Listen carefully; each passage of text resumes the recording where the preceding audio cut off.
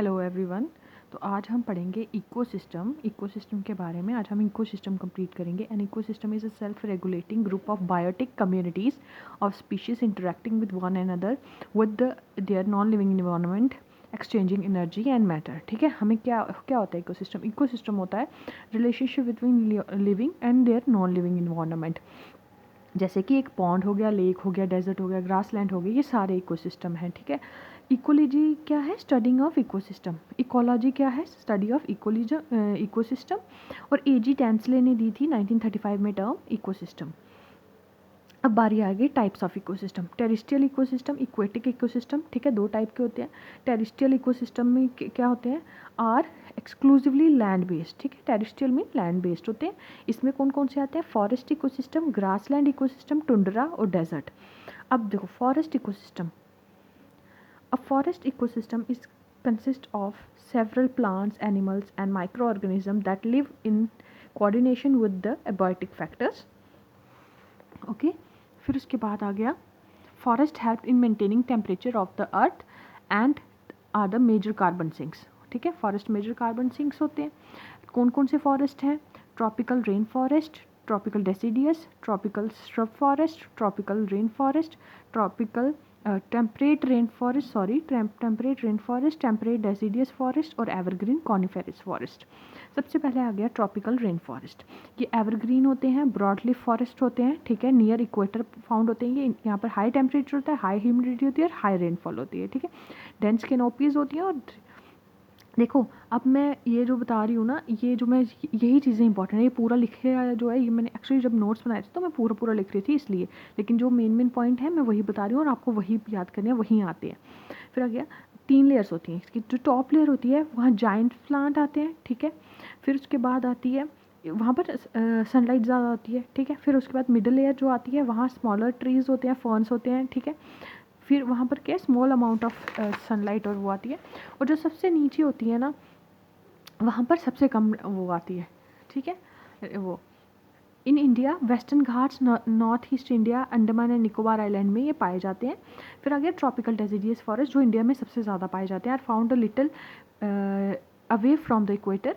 Warm climate over the year होता है यहाँ पर। Most wide spread forest in India है deciduous forest. Rain occurs only during monsoon. Monsoon forest भी बोलते हैं इनको हम। Rainfall between 70 centimetre to 200 centimetre. Teak trees grow करते हैं यहाँ पर। फिर आगे ट्रॉपिकल स्क्रब फॉरेस्ट, ये एरिड लैंड में होते हैं। ट्रॉपिकल थॉर्न फॉरेस्ट इसमें आते हैं। एवरेज रेनफॉल कितनी होती है? 70 सेंटीमीटर। ठीक है, फिर उसके बाद आ गया वेजिटेशन क्या आती है? Staunton trees with thorny bushes. ठीक है, आपको पता ही है कि जो ये डेजर्ट वाला एरिया होता है वहाँ पर किस तरह के प्लांट वगैरह पाए जाते हैं। जैसे कि देखो बबूल, किक्कर, खैर, पल्म्स, कैक्टस और डेट्स वगैरह पाए जाते हैं यहाँ पर। ठीक है, फिर उसके बाद आ गया यहाँ पर रेनफॉल कम होती है। ठीक है, फिर उसके इवेपोरेशन, देखो जो इसके लीव्स होते हैं वो टाइनी क्यों होते हैं इन ट्रीज़ के? क्योंकि मिनिमम इवेपोरेशन के लिए। Trees in this forest remain leafless. फिर ह्यूमिडिटी यहाँ पर लेस देन 50% होती है। टेम्परेचर भी 25 से 30 डिग्री सेल्सियस तक होता है। फिर आ गया टेम्परेट रेन फॉरेस्ट, यहाँ पर एडिक्वेट रेनफॉल होती है। कॉनिफेरस ट्रीज लाइक पाइन्स, फिर रोजवुड, रेडवुड वगैरह पाए जाते हैं यहाँ पर। They also consist of some evergreen broadleaf trees. फिर डेसिडियस फॉरेस्ट आ गया। मॉडरेट टेम्परेचर होता है, लॉन्ग समर होता है, cold but not in too severe winter. फिर अबंडेंट रेनफॉल होती है यहाँ पर थ्रू आउट द ईयर। यहाँ पर कौन कौन से ट्रीज होते हैं? ओक, फिर पॉपुलर, हिकरी, ये ट्रीज़ होते हैं। फिर आ गया हमारे पास evergreen coniferous forest. South of arctic tundra में पाए जाते हैं। Winters are long, cold and dry. Sunlight is available for a few hours. ये जो है ना, ये बहुत इंपॉर्टेंट चीज़ें हैं। The northern Eurasian coniferous forest is also called taiga और द बोरियल फॉरेस्ट। ठीक है, बस यही याद करने हैं आपने, आपको इससे ज़्यादा याद करने की ज़रूरत नहीं है। फिर आ गया ग्रासलैंड इकोसिस्टम। उसमें कौन कौन से आ गए? ट्रॉपिकल ग्रासलैंड, टेम्परेट ग्रासलैंड और पोलर ग्रासलैंड। ट्रॉपिकल ग्रासलैंड में आगे borders of the tropical rain forest. High average temperature होता है, लो टू मॉडरेट रेनफॉल होती है। In Africa these are typically known as savannas. ठीक है, फिर उसके आगे have tall grasses with scattered shrubs and stunted trees. फिर आ गया temperate grassland, found on the flat gentle slopes of hill. Winter are very cold, but summers are hot and dry. In US, ये याद करना, in US and Canada these are known as prairies, South America में इनको पैम्पास बोलते हैं, Africa में Wales बोलते हैं, और सेंट्रल यूरोप एंड एशिया में they are known as steppes. फिर आ गया हमें पोलर ग्रासलैंड, जो कि arctic tundra, arctic polar region में आता है। Severe cold and strong frigid winds होती हैं along with the ice and snow, ठीक है। Create too harsh climate for the trees to grow.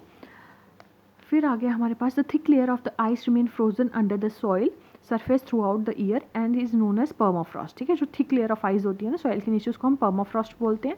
फिर आ गया टुंड्रा इकोसिस्टम, ये जो है ये कहाँ, वो coldest of all the biome, सबसे कोल्डेस्ट बायोम्स ये है। लो बायोटिक डाइवर्सिटी होती है, सिंपल वेजिटेशन होती है, स्ट्रक्चर इसका सिंपल होता है, एनर्जी एंड न्यूट्रिएंट्स जो होती हैं वो डेड ऑर्गेनिक मैटर से आता है। आर्कटिक टुंड्रा है और अल्पाइन टुंड्रा है, ठीक है। फिर उसके बाद आ गया डेजर्ट। डेजर्ट जो है, the days are hot and the nights are cold. About 1/3 of the world's land area is covered with by desert.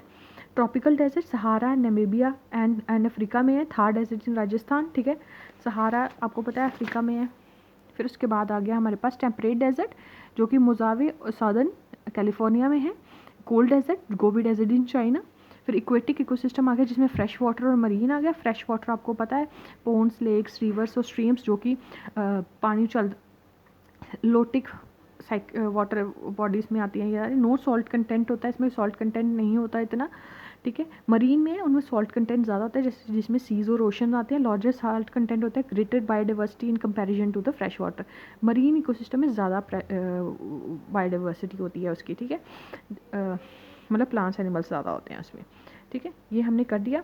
जो रनिंग वाटर होता है उसको लोटिक बोलते हैं, और स्टैंडिंग वाटर होता है तो लैंटिंग बोलते हैं। तो जिसमें ये आएगा ना फ्रेश वाटर, इसमें जो लेक्स, रिवर्स, ये सारे लोटिक के आते हैं, ठीक है। पोन्ड्स और जो स्टैटिक वाटर होता है ना वो आते हैं उसमें लैंटिक में, ठीक है। और लोटिक और लैटिक, ठीक है। ये हो गया हमारा इकोसिस्टम। और इसमें कंपोनेंट्स इकोसिस्टम के भी आप देख लो, एबायोटिक और बायोटिक कंपोनेंट। एबायोटिक में के कौन कौन से फैक्टर आते हैं, टेम्परेचर, ह्यूमिडिटी, ये सारे। और इनऑर्गेनिक में ये सारे आ गए। ऑर्गेनिक में आ गए प्रोटीन, कार्बोहाइड्रेट, लिपिड्स। बायोटिक में आ गए प्रोड्यूसर्स, कंज्यूमर्स और डिकम्पोजर्स, ठीक है। ये है कंपोनेंट्स ऑफ इकोसिस्टम। अगर आपको पूरा वो करना है, अब नेक्स्ट जो वीडियो बनाऊंगी वो बायोटिक और एबायोटिक पे बनाऊंगी। तो फिलहाल के लिए इतना ही। तो अगर आपको वीडियो पसंद आई, please like, share and subscribe. Thank you so much.